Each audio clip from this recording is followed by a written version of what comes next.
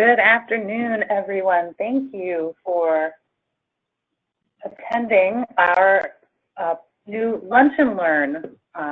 We are going to be doing these as an additional value add to the Reflik platform, and we would like to, at some point during this call, poll all of you in the community for ideas we have some ideas already for the next month Lunch and Learn, but we are going to be doing these on a monthly basis to provide you with a little bit of extra insight and different things to help you better recruit for the positions. We're going to wait a couple minutes just to make sure everyone who's registered is here. We can hear clearly. Thank you, Komal. My name is Lori Bradsell, and for those of you that don't know who I am, I'm a new Director of Strategic Accounts at Reflik.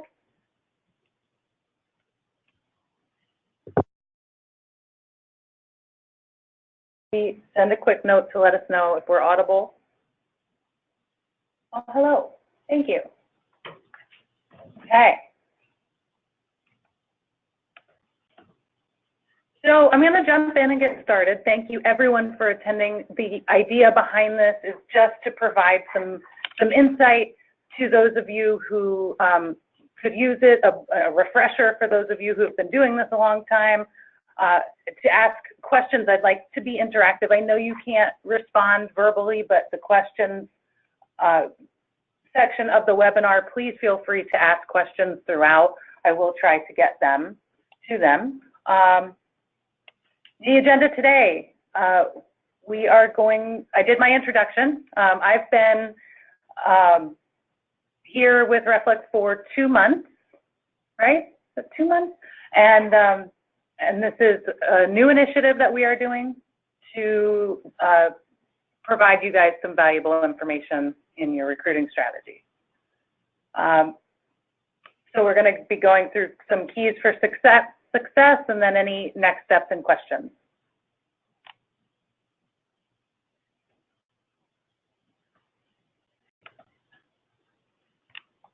Again, please use the questions box to ask questions throughout. And then here's our information. So that's me. I have been in the, it's embarrassing to admit this, but I've been in the industry for 20 years in staffing. I started out on site at a large pharmaceutical client through an MSP. I did that for a number of years through a couple different MSPs. I was a vice president of talent acquisition for a clinical research staffing firm. And then most recently, I spent the last 7 years as a vice president of client services, where I was training and mentoring account managers on best practices and how to work with large Fortune clients. I am also an avid hiker and animal lover. So that's just a little bit about me. A lot of you, most of you all know Komal, who is your key point of contact in the recruiting community. She is a recent economics grad and grew up in Ethiopia and has promised to take me out for Ethiopian food. Hi, everyone. Hello. Okay, so we're introducing this, and we would love to hear your feedback afterwards if you thought it was beneficial, what other ideas and topics you'd like to cover. But I'd like to just kind of jump into the 9 steps to success. 1, learn what we're all about. Do your research. Make sure that you choose what jobs you are aligned to work on appropriately with your recruiting background. Make sure you're vetting your candidates, submitting your candidates through the tool. Track your progress. Use your dashboard to track the progress of your candidates and work with your appropriate account managers. And then coordinate and prepare your candidates for the interview, which is what we're going to focus on today. Obviously, collect the placement fee is the ultimate goal.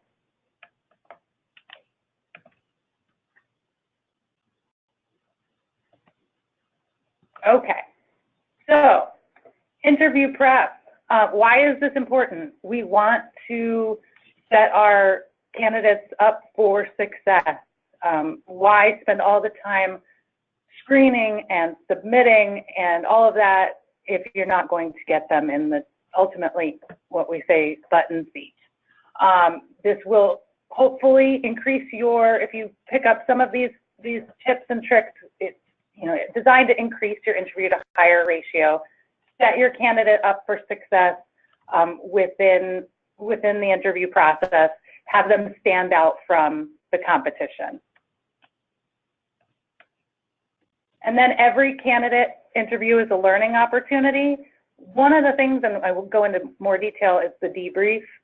That is so critical to making sure that you're armed with as much information after the interview as humanly possible.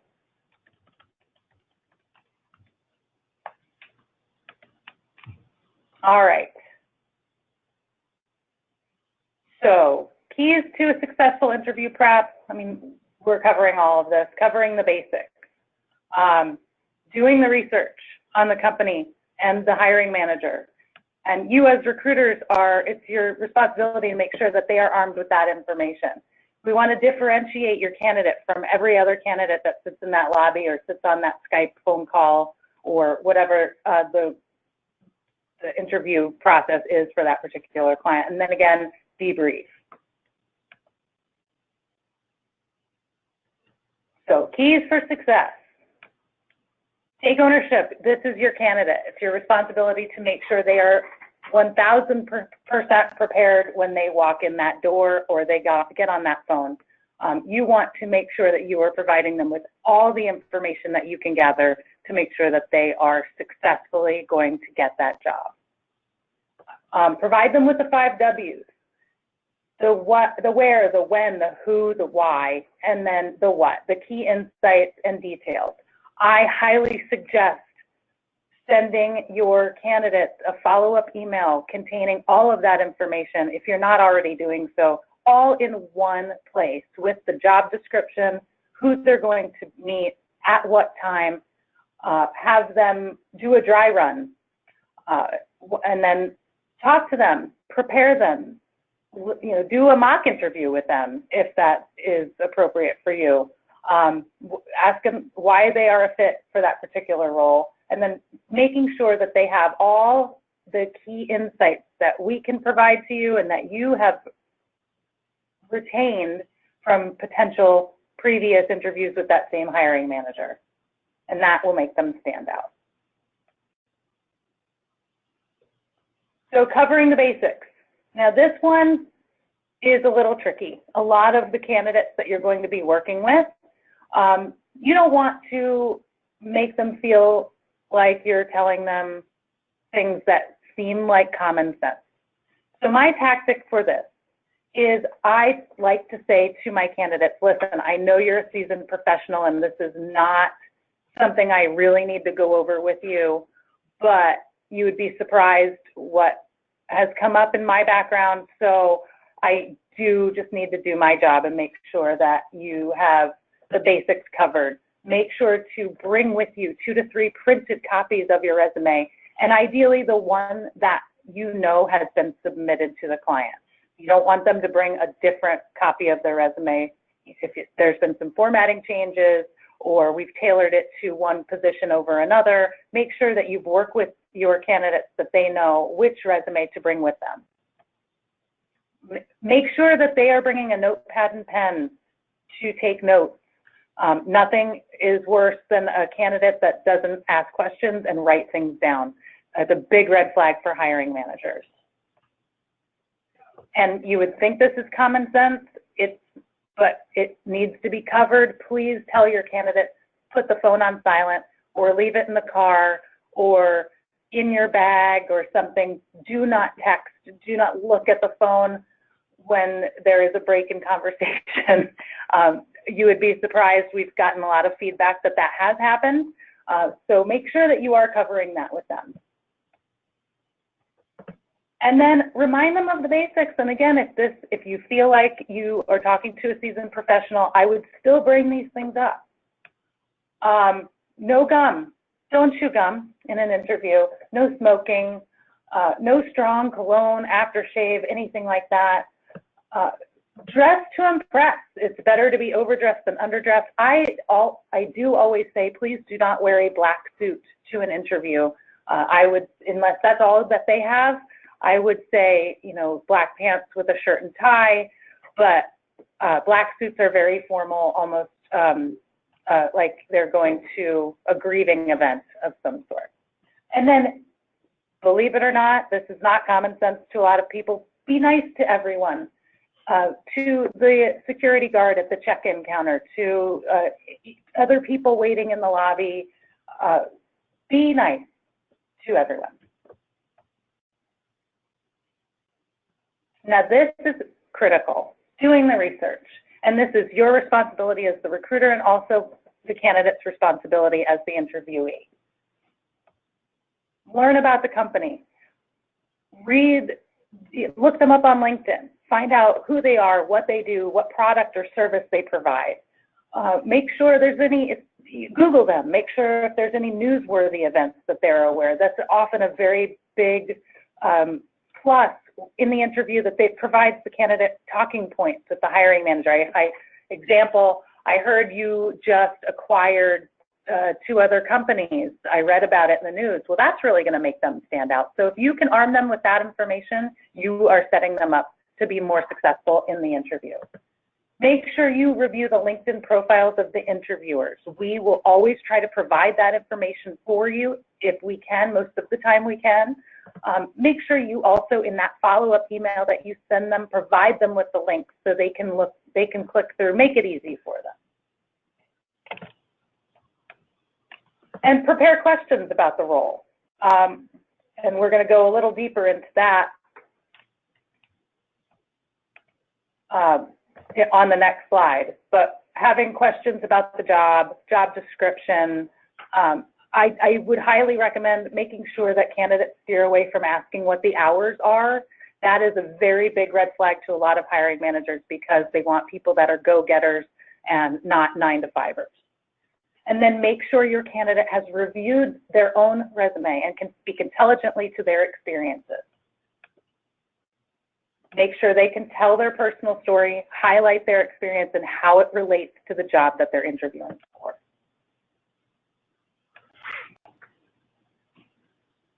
All right, close the deal. This is how we're going to make the candidate stand out from the competition. One of the things I tell any candidate I'm preparing for an interview is to create a powerful introductory statement to set the tone for the conversation. Instead of being the person on the receiving end of a ton of questions, when they go in an appropriate time, "Hi, John Smith, thank you for taking the time to meet with me. What is it about my resume that prompted you to schedule this meeting or phone call or whatever that may be?" Ask detailed questions about the job. And we can go, I think, to the next bullet. And we'll go into the detailed questions on the next slide.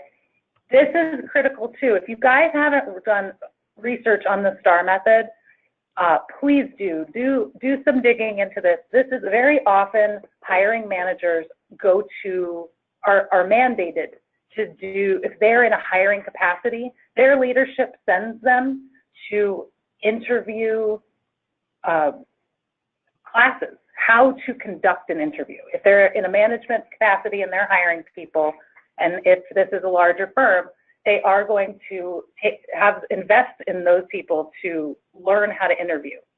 So combat that with providing the candidates with the ability to use the STAR method, because this is what the hiring managers are looking for, so this is going to set them apart. The STAR method is, I'm sorry? Oh, we'll go into that on the next slide. Okay. Okay, so I already went through the powerful introductory statement, but you can read this. Again, I'm very happy that you scheduled your time to meet with me, and I'm very excited about the role at Acme Corporation. While I do have many questions and how it contributes to the objectives of your team, I was curious to see what in my resume that prompted you to schedule this call or to meet with me today. What that it does, it just really creates a more conversational tone, and it's, again, less just questions being fired at the interviewee by the interviewer, and it opens up a dialogue and makes it more of a conversation. Can you tell me a little bit about the history and the scope of the job that may not be written in the job description? People love to talk about their departments, about themselves, about, so if you're asking an open-ended question where you're saying, can you tell me some information, that really will get them to open up. And that's when they're going to take out their notepad and write down the notes. So you're going to prepare them to do that. Ask them to say, can you tell me what results you'd expect to see from this person in the first 30, 60, 90 days? And then what skills, experience, and attributes are you hoping to find in the ideal candidate? These are all great open-ended questions that are going to get the hiring manager to just open up and give a ton of information. And then what impact does this have on your group if the position goes unfilled? If they are asked a behavioral-based interview question, describe a time when, or please tell me about your experience with. Any sort of, these are the questions that the hiring managers have been trained to ask. This is how you want to arm your candidates for success. Have them think about these things. Describe a time when you had to work within a team and you had a coworker that just wasn't holding up their end of the bargain. They were not contributing to the project to the level that you were expecting them to. The situation. So they will have to describe the situation. And then what were they tasked with? What was their role? And what did they try to achieve by talking to this underperformer? What's the action did they take? What were the steps that they took? Did they sit down and have a meeting with that person directly? Did they include that person's direct supervisor? What were the actions that they took to combat this problem that they were having? And then what was the result? Was it successful? Was it unsuccessful? Was it measured? And did they learn anything? That is the key component to the STAR method. Managers want to hear what the result was in that STAR method of interviewing.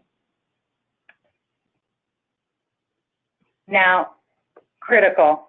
This is the most important part for success, especially if you are working on clients, large strategic clients with us. We've got MMC, Aon, some of these big clients that are going to have the same hiring managers over and over and over again.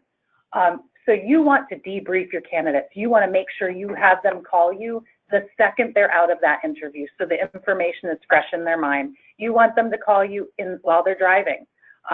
They could turn their phone back on, and they can call you on the way home. If they're not comfortable with that, they can call you when they get home.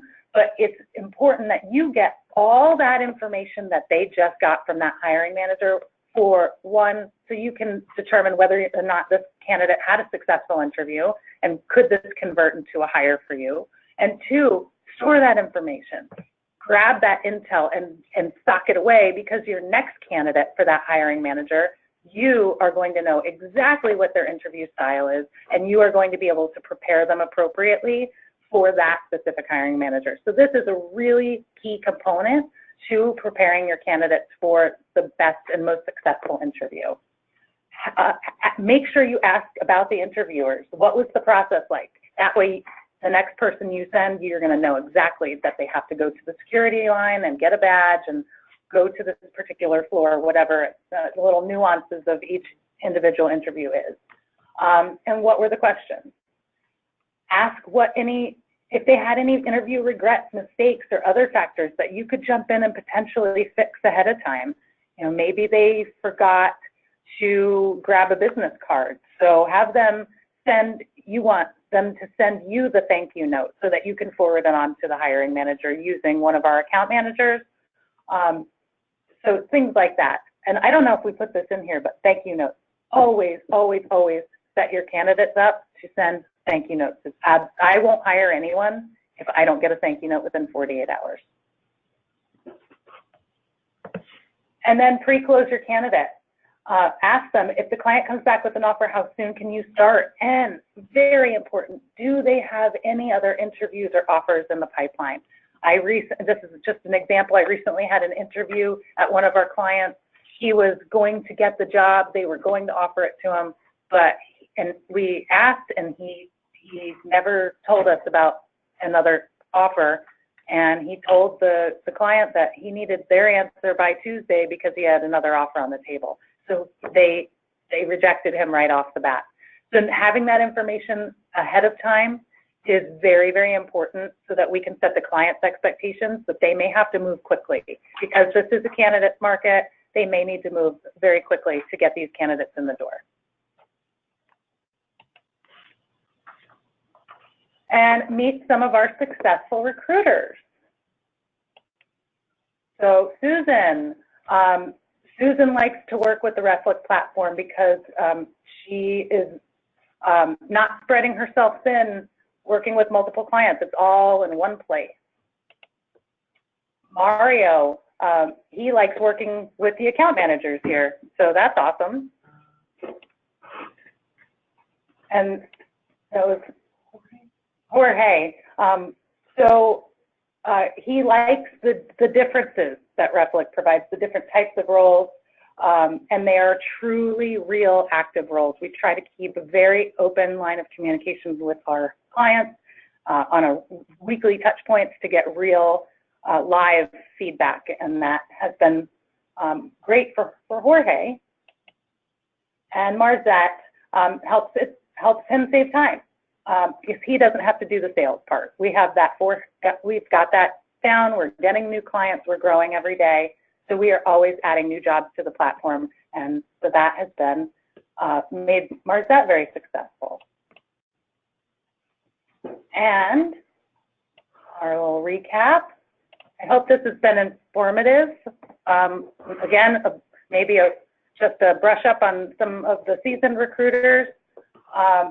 We want to make sure we're prepping everyone. It sets your candidate up for success. If you're not doing it, they're not going to get the job next to the candidate that has been prepped, in my experience.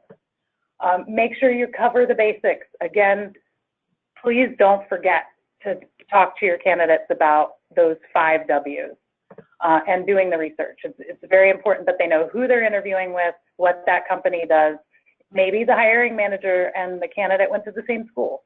And if he knows that by looking at the LinkedIn profile, they have some talking points. They have something in common. And then, again, debrief with your candidates so that you can prepare yourself to provide better candidates in the future and prepare your candidates more effectively. And that's it. Does anyone have any questions?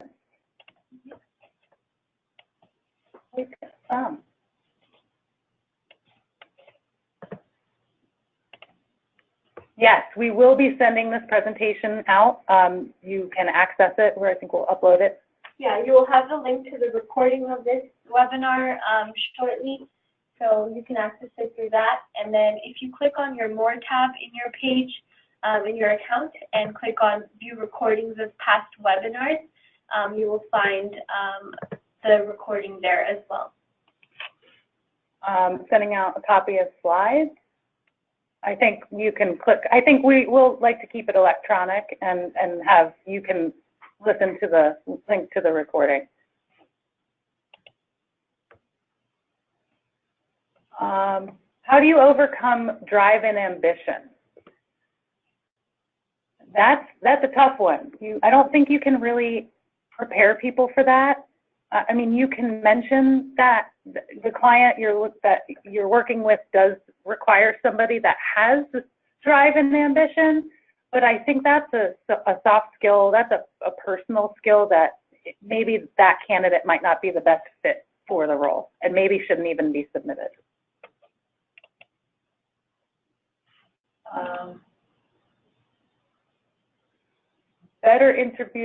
Better understanding of each company's interview process. We're working on that. Again, we're growing, we're getting new jobs all the time. So we're doing a similar exercise internally with our account managers to gain some of this intel so we can share it with you. And as we grow together, we will be able to provide you with more insight as we get it. And we will add all of that information to the insights on each job posting.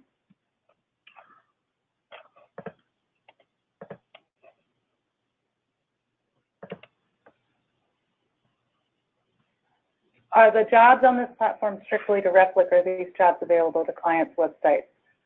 That depends on the client as well. Some are using us in addition to their own recruiting methods, and some are just using us.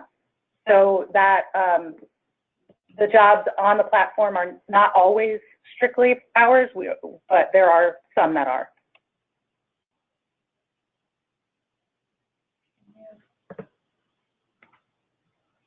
More detailed information on candidates rejected. We are working on that every day, and sometimes that's not, that's a tough one, and it's a tough one for us too. So it is something we are digging in to try to get more detailed rejection reasons on candidates. It's a challenge because you're often dealing with several layers of people, but that's an initiative that we're pushing for very hard. Thanks, that's a great question. The account manager's name on the job order should be there. We've standardized the job insights. So if you click on the job insights on each individual job, it may not be for past jobs, but any new jobs in the last 30 days or so, the account manager's name will be listed in the job insights, along with must-haves, nice-haves, and any additional information. Recruiter for over 25 years, I made an excellent presentation. Oh, thank you. Thank you very much.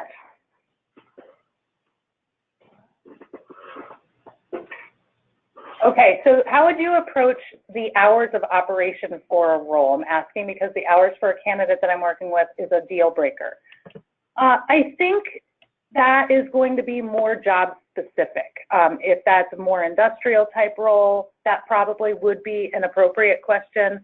You could have them say, instead of what are the hours, you could say, what are your core office hours?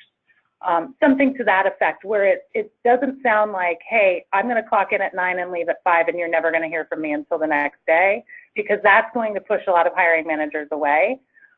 So I would say maybe asking what are the core business hours of this department would be a better way to go about having them ask that question.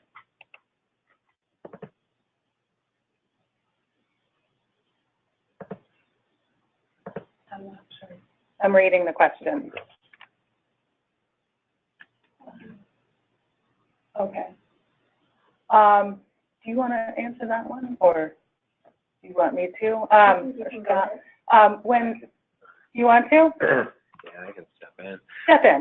Yeah. So, you know, as far as posting on job boards, a lot of these companies don't want you to just be copying and pasting their job descriptions. So what, you know, generally what we see other recruiters doing in these scenarios is they will sort of strip down to the core skills and start to build their own candidate pools of people that could be a potential fit. So you might have something where it's a software developer role that you're looking for. You would take it down to some of the basic skills, make a more generic job posting that would collect people for specific programming languages you might be looking to match them with, particular levels of experience, particular locations, and then basically start to build out your candidate pool that way, but not actually using the job post and not using the specifics of that particular job post. So much more generic post.